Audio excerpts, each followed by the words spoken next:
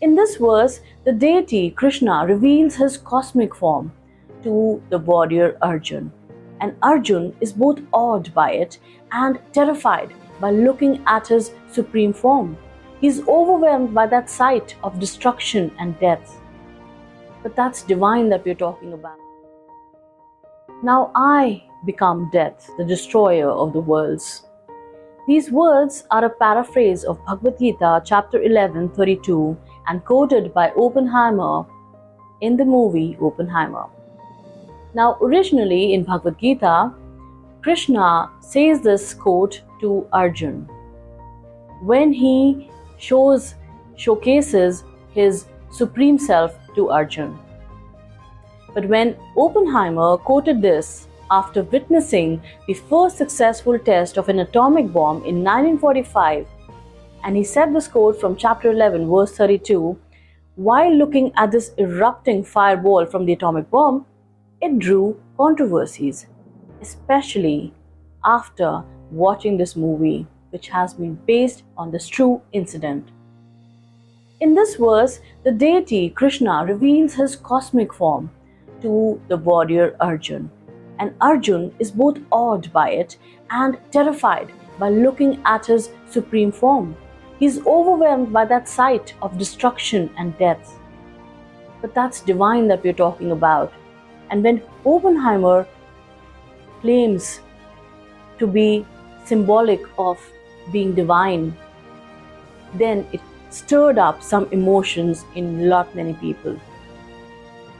Hi, I'm Neeti Keswani, author of best-selling book Live Your Dreams, and your host for Luxury Unplugged podcast. If you are a spiritual seeker or someone curious about ancient teachings, that is what we explore on this channel. This is a unique opportunity for you to not only explore the profound wisdom of various scriptures, especially Bhagavad Gita, but also apply its timeless knowledge to your business endeavors. And all of this within your busy schedule. So let's get started. And today we are exploring that what nuggets can we draw from the movie Oppenheimer, which practically to my mind has been made more like a documentary, more than a biopic, which just talks about various events in Oppenheimer's life, but fails to talk about the profound impact of what he had done.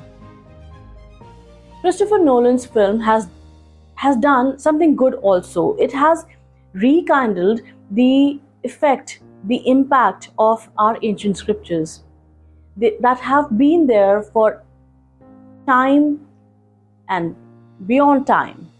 But we have sort of let it fade away from our memories. Unless somebody from foreign lands comes across and talks about knowing Bhagavad Gita, can recite it very well, can quote verses from it, and then our interest is ignited in it. Just like perhaps yoga. Anyways, it does draw our interest in our own ancient scriptures and what we can draw from it in our day-to-day life. Next nugget that we can think about this movie Oppenheimer is that its impact is significantly different from what the movie perhaps aimed to achieve. It did not specify clearly that Oppenheimer learned Sanskrit to understand Bhagavad Gita. He could not only translate it into English, he used it often to think, to basically quote, and to quote something from some particular scripture, you need to understand that scripture very well. So perhaps he used to justify his actions through something which was beyond you and me, beyond him as well. And he wanted to justify whatever he was doing by either putting the responsibility on the political leaders of the time or on something divine, that he is doing his call of duty and it is the divine who's making him do this. So Oppenheimer's use of this quote reflects his profound awareness of the immense destructive power that had been unleashed because he created the atomic bomb. And by drawing a parallel between this devastation caused by the bomb and the imagery of destruction in Bhagavad Gita, he is acknowledging the moral and ethical implications of his work and the grave consequences of the nuclear weaponry of the time, but he sort of sweeps it all under the rug by thinking about his work as call of duty and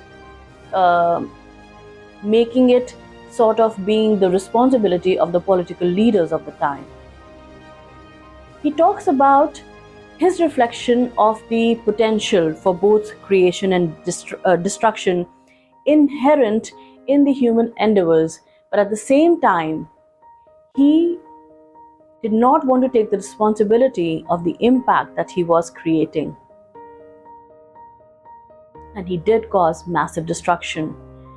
Aside from the arguments around this particular movie and Oppenheimer's work and Bhagavad Gita, this is actually a chance to think about something really important to all of us in our day-to-day lives.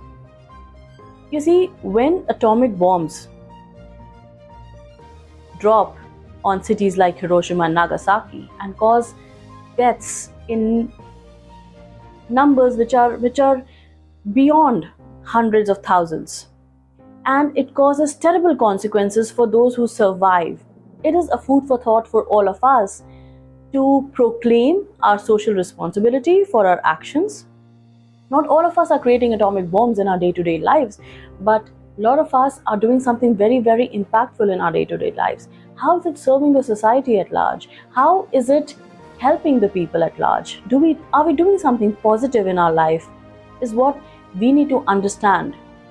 And should the scientists speak about important issues in our society, or can they just brush it off and lay the responsibility on the political leaders?